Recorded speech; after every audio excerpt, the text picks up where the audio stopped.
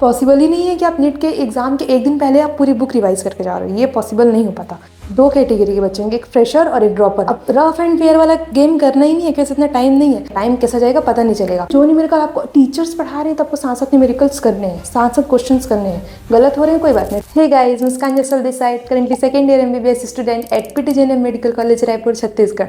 तो जो बच्चे नीट की प्रिपरेशन कर रहे हैं वो इस चीज़ को लेकर बहुत कंफ्यूज रहते हैं कि हमें नोट्स बनाना चाहिए कि नहीं। प्रिपरेशन के टाइम में उनके दिमाग में दो क्वेश्चन हमेशा आते रहते हैं। पहला ये कि हमें नोट्स बनाना चाहिए या नहीं, और दूसरा ये कि हम टीचर के साथ साथ नोट्स बनाएं या बाद में नोट्स बनाएं। तो ये सारे बच्चों के साथ, मतलब ऑलमोस्ट सारे नहीं बोलूँगी, लेकिन ऑलमोस्ट बहुत सारे बच्चों के साथ ऐसा होता है। ठीक है, तो आपके इसी कन्फ्यूजन को आज हम इस वीडियो में दूर करेंगे। तो चलिए वीडियो को स्टार्ट करते हैं। तो सबसे पहले आपका फर्स्ट क्वेश्चन जो हमेशा बच्चों को कंफ्यूज करता है कि हमें नोट्स बनाना चाहिए कि नहीं बनाना चाहिए। आपके अकॉर्डिंग क्या लगता है, आपको बनाना चाहिए कि नहीं बनाना चाहिए? देखो, ऑब्वियसली बनाना है, नोट्स नहीं बनाने का ऑप्शन ही नहीं है, नोट्स बनाना है। क्यों? क्योंकि जब अभी आप बोलोगे कि नोट्स बनाने में बहुत टाइम लगता है, लगने दो, लगेगा ही टाइम। अगर अभी टाइम है, आप टाइम दे सकते हो, अभी नोट्स बनाने का टाइम है। ये सोचो अगर आप नोट्स नहीं बनाओगे फिर लास्ट में जब आपका एग्ज़ाम एकदम पास में जाएगा तब रिवाइज़ कैसे करोगे? पूरे बुक को रिवाइज़ कर सकते हो? नहीं, वो पॉसिबल ही नहीं है कि आप नीट के एग्ज़ाम के एक दिन पहले आप पूरी बुक रिवाइज़ करके जा रहे हो, ये पॉसिबल नहीं हो पाता। तो आपको नोट्स बनाना है, नोट्स से ही आपका रिवीजन अच्छा होगा। ठीक है, टाइम लगेगा, लगने दो, अभी टाइम है, आप बना सकते हो। तो नोट्स बनाना है। देन आपका जो सेकंड कन्फ्यूज़न रहता है कि हमको टीचर्स के साथ साथ नोट्स बनाना है कि टीचर्स के पढ़ाने के बाद हम पहले रफ में कर लेते हैं फिर बाद में जाकर उसको फेयर कर लेंगे, अलग से नोट्स बनाएंगे। ऐसा सोचते हैं बहुत सारे लोग। ऐसा नहीं करना है, इतना टाइम आपके पास है ही नहीं। ये गलती बिल्कुल मत करना कि हम पहले रफ में बना रहे हैं फिर हम फेयर करेंगे। इतना टाइम आपके पास नहीं है, आपका सिलेबस बहुत ज़्यादा है। अभी आप जस्ट स्टार्ट कर रहे होगे ना तो आपको दिक्कत होगा। देखो, मैं ये जो वीडियो है ना मैं आपको बता रही हूँ, देखो दो कैटेगरी के बच्चे होंगे, एक फ्रेशर और एक ड्रॉपर।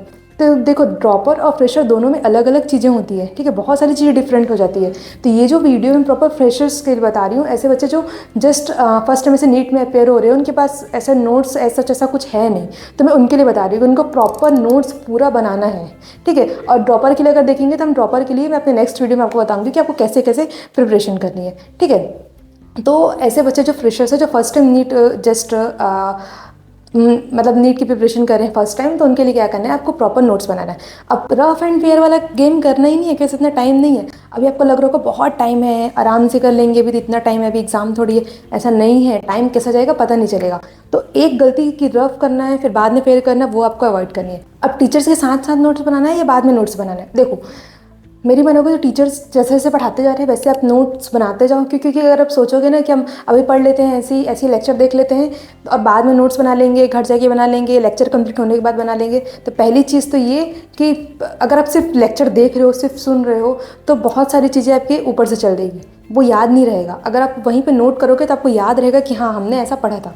दूसरी चीज़ ये, बाद में बना लेंगे तो बाद कभी कभी ऐसा होता है कि आता ही नहीं है। ठीक है, तो अगर एक दिन का फिर ऐसे मिस होगा, 2 दिन का मिस होगा, धीरे धीरे अगर बैकलॉग हो गया ना, तो बता रही हूँ धीरे धीरे पढ़ने का मन भी फिर नहीं करता है। क्यों? क्योंकि एक बार अगर आप टीचर्स के साथ साथ चल रहे हो, जस्ट फ्लो में चल रहे हो, तो फिर आपको पढ़ने का भी मन करता है। और अगर बैकलॉग हो गया ना फिर कहीं ना कहीं मन नहीं होता पढ़ने का। तो एक चीज़ ये कि आप टीचर्स के साथ साथ नोट्स बनाओ, लेकिन ये भी याद रखना है कि टीचर देखो बहुत सारी चीज़ें पढ़ाते हैं। मतलब अगर उनको एक वर्ड NCERT का समझाना है, एक लाइन समझा रही है, तो वो उसके लिए आपको बहुत सारी चीज़ें बताते हैं। तो आपको सारी चीज़ें नोट नहीं करनी है। उसको आप मतलब ऐसे ट्राई करोगे, जो भी आपको टीचर समझा रहे हैं, जो भी आपको पढ़ा रहे हैं, उसको आप कंसाइज वे में, उसको कंसाइज करके नोट बनाओ अपना। कैसे करना है? देखो, अगर आप मेरा मानोगे तो मैं ऐसा बोलूँगी कि जनरली आप कॉन्सेप्ट और फार्मूला को एक साइड रखो और आपका जो न्यूमेरिकल वाला पोर्शन है उसको एक साइड रखो। इससे क्या होगा, जब आप एग्जाम टाइम जब रिवाइज करेंगे ना, जब आपको मान लो टेस्ट दिलाने जा रहे हैं, तो आपको जब अपने टेस्ट का सिलेबस तो पढ़ के जाना पड़ेगा ना, तो उस टाइम आप क्या करोगे कि आपको ज़्यादा दिक्कत नहीं होगा। आपका न्यूमेरिकल्स एक साइड रहेंगे, कॉन्सेप्ट और फार्मूला एक साइड रहेंगे, वो खोजना नहीं पड़ेगा ज़्यादा। तो आप इसके लिए क्या कर सकते हैं, अब मैं आपको बोलूँगी कि आप एक ही कॉपी में अगर आप ऐसा करो कि आप 4-5 पेज छोड़ दो कॉन्सेप्ट के लिए, मतलब 4-5 मतलब मैं एग्जांपल के लिए बोल रही हूँ। आप कुछ पेज कॉन्सेप्ट के लिए छोड़ दो, फिर आप उसमें क्वेश्चन प्रैक्टिस करो उसके बाद वाले पेजेस में। तो कई बार ऐसा होता है पेज कम पड़ जाते हैं, ज़्यादा पड़ जाते हैं। तो मेरा अगर मानो तो आप ऐसा कर सकते हो। एक तरीका ये है कि आप 2 कॉपी बना लो, एक आपकी न्यूमेरिकल्स की पूरी कॉपी रहेगी और एक आपकी कॉन्सेप्ट और फार्मूला की कोई कॉपी रहेगी। तो कॉन्सेप्ट और फार्मूला आपको एज इट इज जैसे टीचर्स आपको पढ़ा रहे हो तो आप उसमें नोट्स अपना मतलब उसमें आप नोट करते जाओ। ठीक है, और न्यूमेरिकल्स को आपकी जो जो न्यूमेरिकल्स वाली कॉपी है ना उसमें नोट करो। फिर जो न्यूमेरिकल आपको टीचर्स पढ़ा रहे हैं तो आपको साथ साथ न्यूमेरिकल्स करने हैं, साथ साथ क्वेश्चंस करने हैं। गलत हो रहे हैं कोई बात नहीं, टिक कर दो।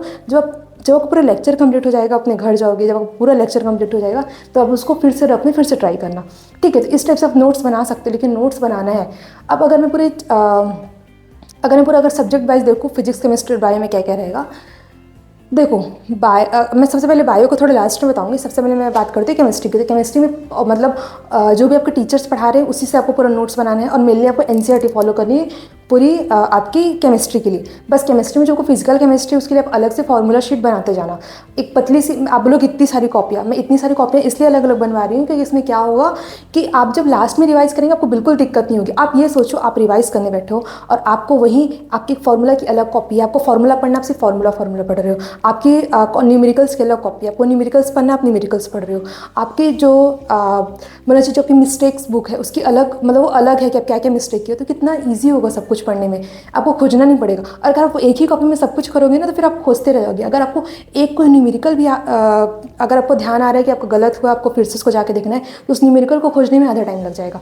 इसलिए सबको अच्छे से, बहुत अच्छे से मैनेज करके पढ़ो, अभी बहुत टाइम है आपके पास। तो फिजिकल के लिए, फिजिकल केमिस्ट्री के लिए क्या करना है कि अपना फॉर्मूला चार्ट, फॉर्मूला की पतली सी मतलब कॉपी अपने से बना लो। ये पूरी केमिस्ट्री। अगर मैं बात करूँ फिजिक्स की, तो फिजिक्स में भी वही आपको पूरा फॉर्मूला शीट ही आपको बनाना है। कॉन्सेप्ट और फॉर्मूला का एक जो अलग से आपको जो मतलब जो भी आपको टीचर्स पढ़ा रहे हैं, अब जो फॉर्मूला और कॉन्सेप्ट को जब अलग कॉपी में नोट करेंगे ना, वही आपका मतलब वो फिजिक्स में चल जाएगा। फिर आपका बायो में एज सच आपको मैं अगर बताऊँ तो प्रॉपर आपको एनसीईआरटी फॉलो करनी है। आपको जो टीचर्स हैं ना वो भी एनसीईआरटी पढ़ाते हैं, लेकिन एनसीईआरटी के जैसे कुछ वर्ड्स उसको वो बहुत अच्छे से, ताकि आपको और अच्छे से समझ आए करके बहुत डीप जाके समझाते हैं। तो आपको सारा चीज़ बायो में नोट नहीं करना। आप एक चीज़ और कर सकते हो ऐसा कि अपना बायो के लिए ना एनसीईआरटी फॉलो करो। जब टीचर्स पढ़ा रहे हो तब एनसीईआरटी खोल के रखो, एनसीईआरटी में मार्क करते जाओ, जो एक्स्ट्रा चीज़ उसको साइड में नोट करते जाओ, ठीक है। आप मतलब इस टाइप से अपने नोट्स बना सकते हो। तो मतलब अगर देखा जाए तो ओवरऑल आपको करना क्या है कि अगर ऐसा बच्चा जो पहली बार नीट की जस्ट प्रिपरेशन कर रहा है और पहली बार मतलब नीट के एग्ज़ाम के लिए प्रिपेयर हो रहा है, तो उसको क्या क्या करना है, तो आपको प्रॉपर नोट्स बनाना है। कैसा बनाना है बता दी मैं आपको। आपका जो कॉन्सेप्ट ऑफ फार्मूला एक साइड रहेगा, न्यूमेरिकल जो है उसको अलग, उसके लिए अलग नोटबुक बनाना है। सब कुछ सेपरेट रखो, बहुत इजी होगा आगे चल के, ठीक है। आपको जब रिवीजन का टाइम आएगा ना तो बहुत इजी पड़ेगा ये सब ऐसा करने से, वरना परेशान हो जाओगे। बहुत सिलेबस है, अभी कम लग रहा है, धीरे धीरे बहुत सिलेबस हो जाएगा, आप नहीं कर पाओगे फिर एक ही टाइम पर सब कुछ, ठीक है। तो थोड़ा थोड़ा भी से करते जाओ। दूसरी चीज़ ये याद रखना कि रफ एंड फेयर वाला जो गेम है बिल्कुल मत करना कि पहले रफ कर रहे हैं बाद में फेयर कर रहे हैं। इतना टाइम नहीं है आपके पास, टाइम कम है, यूटिलाइज करो।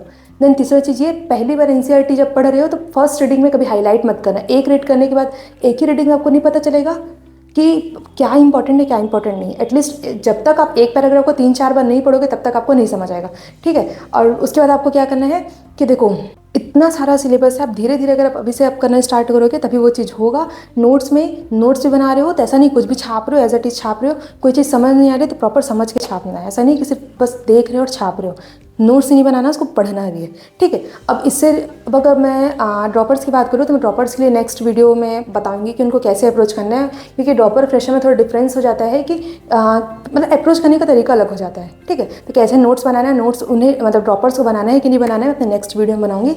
तब तक के लिए इस और भी मतलब इससे रिलेटेड जो भी डाउट्स होंगे आप मुझसे कमेंट सेक्शन में पूछो, और क्या क्या प्रॉब्लम आ रही है मेरे को बताओ, तभी हम लोग मिलकर मैं ऐसा कुछ सॉल्यूशन बता पाऊंगी, ठीक है। तब तक के लिए अच्छे से पढ़ते रहो, बाय बाय।